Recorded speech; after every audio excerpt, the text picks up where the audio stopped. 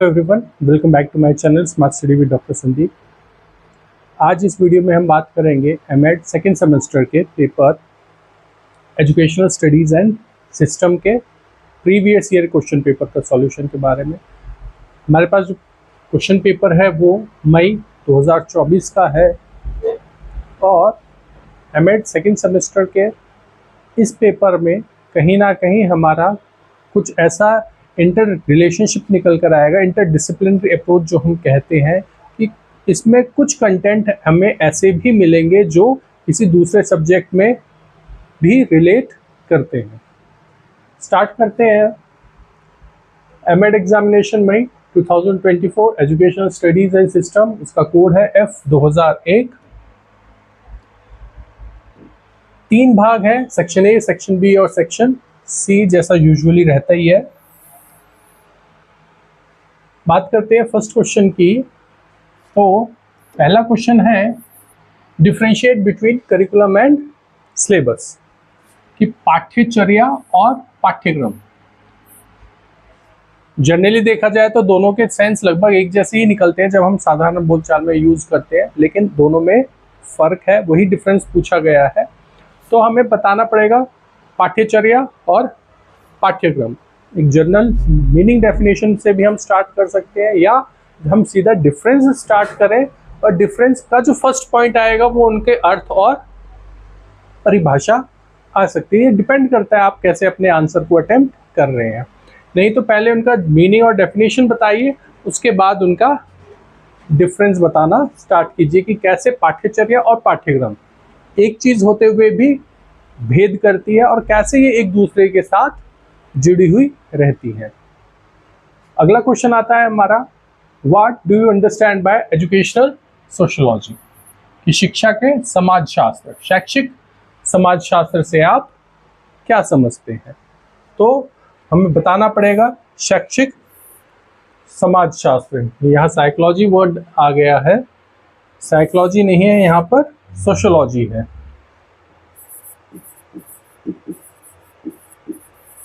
कि कैसे शिक्षा और समाज शास्त्र जो हम जनरली बात करते हैं, हम जो लेकर चल सकते हैं, हम पहले एजुकेशन अलग बता सकते हैं और फिर सोशियोलॉजी अलग बता सकते हैं, या दोनों को एक साथ लेकर चल सकते हैं कि शैक्षिक समाजशास्त्र क्या है, कौन सा भाग है, एज अ सब्जेक्ट, एक सब्जेक्ट के रूप में इसका क्या रोल रहता है, इसमें हम किन चीज़ों की स्टडी करते हैं।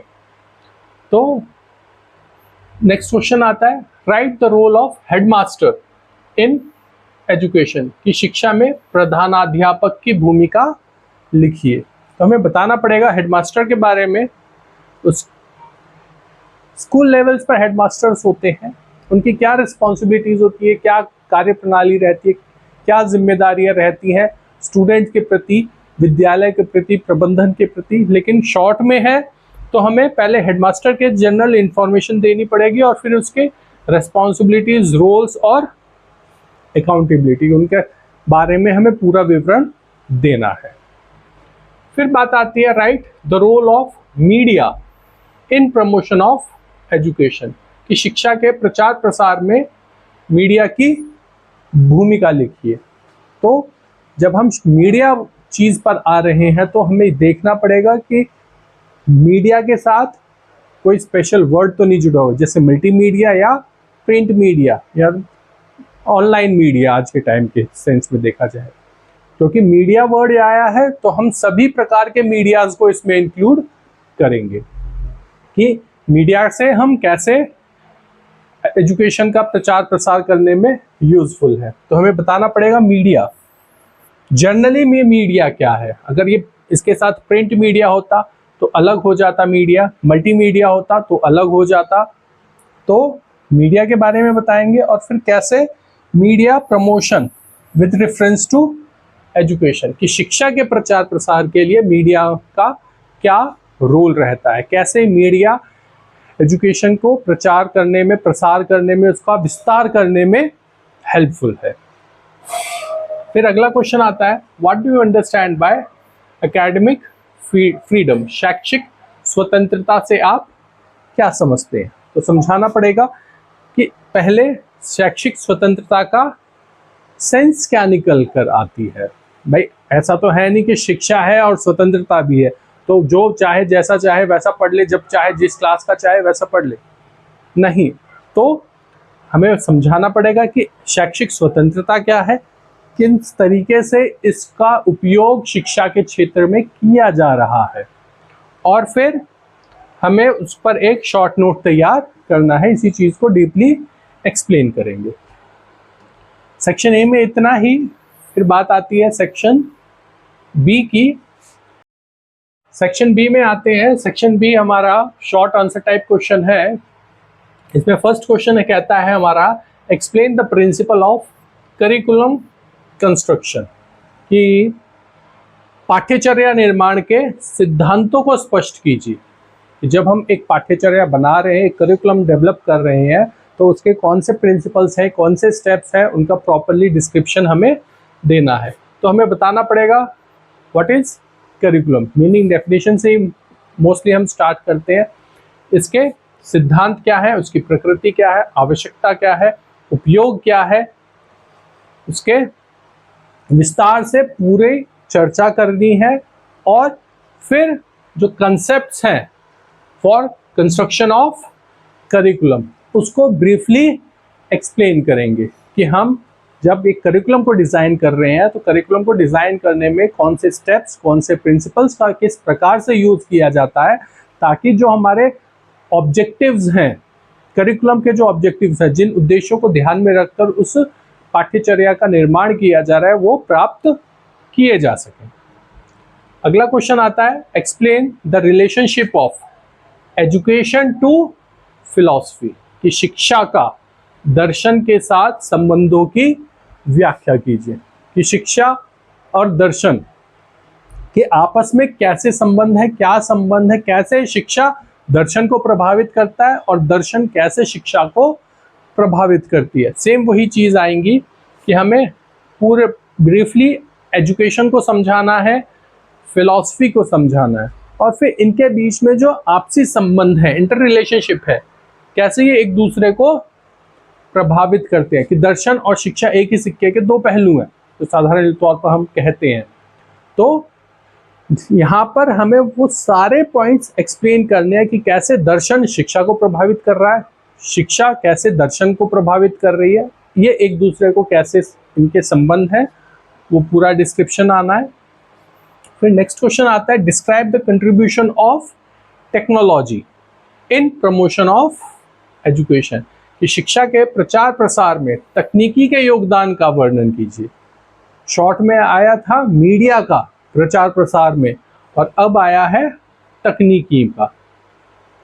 जब हम मीडिया के बारे में बात कर रहे हैं, तो अगर उस मीडिया में हम ऑनलाइन मीडिया या सोशल मीडिया के बारे में बात आ जाती है, तो हमारी टेक्नोलॉजी ही उसमें इंक्लूड हो रही है। तो वही चीज़ में पहले टेक्नोलॉजी के बारे में बताएंगे, टेक्नोलॉजी चीज़ क्या है, जनरल मीनिंग कंसेप्ट उसका, और फिर कैसे technology in promotion with reference to education, कि शिक्षा में तकनीकी का प्रयोग कैसे किया जा रहा है कि ज़्यादा से ज़्यादा लोगों तक इसका प्रचार प्रसार हो रहा है, ज़्यादा से ज़्यादा लोगों तक शिक्षा पहुंचाई जा रही है।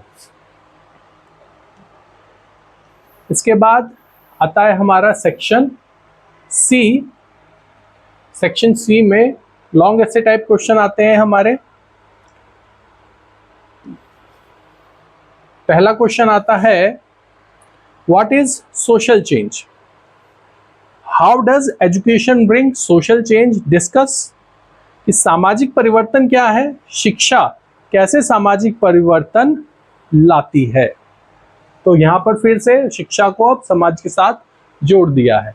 तो हमें समझाना पड़ेगा व्हाट इज सोशल चेंज, कि सामाजिक परिवर्तन क्या है, कितने प्रकार का होता है, कैसा होता है, इस सामाजिक परिवर्तन की जो प्रक्रिया है वो किस प्रकार से होती है, और इस प्रक्रिया में शिक्षा क्या क्या भूमिका रहती है। तो सामाजिक परिवर्तन शिक्षा से जुड़ा हुआ है, शिक्षा कैसे सामाजिक परिवर्तन में सहायक होती है, इनका परस्पर संबंध बताना है। As the means of social change explain, यही एक्सप्लेन करना है हमें। इसके बाद नेक्स्ट क्वेश्चन आता है, write the short note on following. Short note लिखना है, 2 पॉइंट्स हैं। Role of community as support system of education, यानी शिक्षा की सहायक प्रणाली के रूप में समुदाय की भूमिका। यहाँ इससे पहले क्वेश्चन में हमने सोशल चेंज के बारे में बात करी है, तो समाज का और छोटा लघु जो रूप हो जाता है वो होता है हमारा कम्युनिटी, संप्रदाय। तो यहाँ पर यही कहा है, सहायक प्रणाली में समुदाय की भूमिका। तो अब समाज से समुदाय पर आ गए हैं, तो हमें ब्रीफली एक्सप्लेन करना है अपना शॉर्ट नोट में कि कैसे समुदाय शिक्षा के कार्य में हेल्प करता है और कैसे शिक्षा समुदाय में हेल्प करती है। फिर नेक्स्ट नोट आता है हमारा, पेरेंट्स पार्टिसिपेशन इन एजुकेशन, शिक्षा में माता पिता की भागीदारी। इसे एक्सप्लेन करना है। सीधी सी चीज़ है कि अगर माता पिता शिक्षित हैं तो उनकी भागीदारी कैसी रहेगी, कम शिक्षित है कैसी रहेगी, अशिक्षित है तो कैसी रहेगी। सीधी सी बात है, जब हम अपने समाज, समुदाय, संप्रदाय, सोसाइटी में देखते हैं कि एजुकेशन के आने से कितना चेंज हुआ है, सोशल डेवलपमेंट कितना हो गया, सोशल चेंज कितनी जल्दी ड्रास्टिकली हो रहे हैं, तो वही बात कि हाँ, पेरेंट्स का एजुकेशन के लिए क्या रोल रहता है, क्या पार्टिसिपेशन रहता है, उस पर एक अपना प्रॉपरली शॉर्ट नोट इसमें मेंशन करना है। फिर नेक्स्ट क्वेश्चन आता है, what do you understand by educational management, discuss various issues related to planning, management and monitoring of education. ये शैक्षिक प्रबंधन से आप क्या समझते हैं, शिक्षा की योजना, प्रबंधन एवं निगरानी से संबंधित विभिन्न मुद्दों पर चर्चा कीजिए। तो हमें समझाना पड़ेगा एजुकेशन मैनेजमेंट क्या है। इसमें हम एजुकेशन अलग रख सकते हैं, मैनेजमेंट को अलग रख सकते हैं, और बाद में फिर दोनों को कंबाइन कर सकते हैं, या सीधा एजुकेशन मैनेजमेंट से ही स्टार्ट कर सकते हैं हम कि एजुकेशन मैनेजमेंट क्या है, इसका नेचर, स्कोप, कैरेक्टरिस्टिक्स, इश्यूज। अब क्वेश्चन में जो नेक्स्ट चीज बोली गई है, शिक्षा की योजना, प्रबंधन एवं निगरानी से संबंधित विभिन्न मुद्दों पर चर्चा कीजिए। तो आगे जो हम मेंशन करेंगे वो उसके planning, management and monitoring in education, कि कैसे एजुकेशन मैनेजमेंट प्लानिंग तैयार करता है, मैनेजमेंट तैयार करता है और एजुकेशन पर मॉनिटरिंग करता है। कैसे ऑब्जर्वेशन की जो प्रोसेस है, कंटिन्यूअस ऑब्जर्वेशन, इवैल्यूएशन की जो प्रोसेस है वो तैयार की जाती है। फिर नेक्स्ट क्वेश्चन आता है, right short notes on following. Short note लिखने हैं, 2 पॉइंट्स हैं हमारे पास। पहला है, emerging dimensions of school education, कि विद्यालयी शिक्षा के उभरते आयाम। तो जो नए आयाम स्कूल एजुकेशन में तैयार हो रहे हैं, नए नए जो आयाम आते जा रहे हैं शिक्षण प्रणाली में, शिक्षण अधिगम की जो प्रक्रिया है उसमें जो नए नए आयाम निकल कर आ रहे हैं, नई टेक्नोलॉजीज आ रही हैं, नए मेथड्स यूज किए जा रहे हैं, उनके बारे में अपना शॉर्ट नोट लिखना है। और दूसरा है, critical analysis of teaching learning process, ये शिक्षण अधिगम प्रक्रिया का आलोचनात्मक विश्लेषण करना है।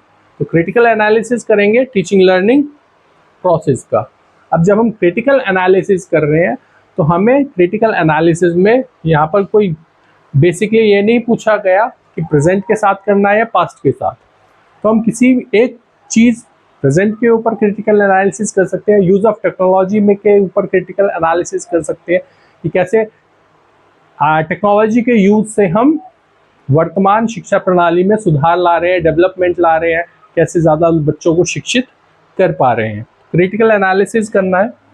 और लास्ट आता है हमारा, explain the role of teachers in school management, discuss the need of teachers autonomy in school management.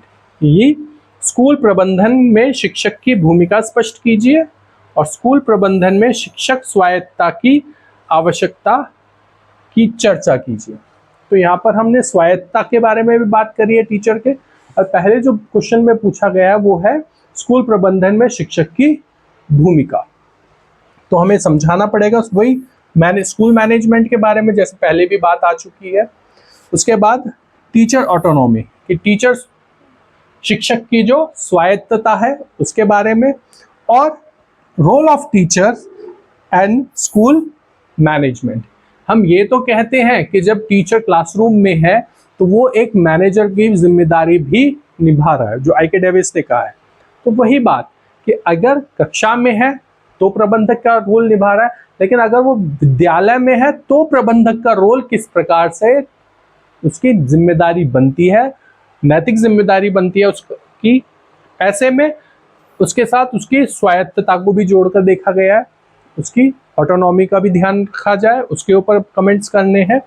और स्कूल मैनेजमेंट में टीचर कैसे हेल्प कर सकता है, ये तो ओवरऑल क्वेश्चन में पूछा ही गया। तो वीडियो के स्टार्टिंग में जो मैंने बात करी थी कि इस सब्जेक्ट में करिकुलम भी आ गया, मैनेजमेंट का भी रोल आ गया, सोशोलॉजी का एस्पेक्ट भी आ रहा है। तो जो हम कहते हैं कि इंटरडिसिप्लिनरी है, कि एक सब्जेक्ट किसी दूसरे अन्य सब्जेक्ट के साथ भी जुड़ा हुआ है, ये पेपर उसका एक सटीक एग्जाम्पल है।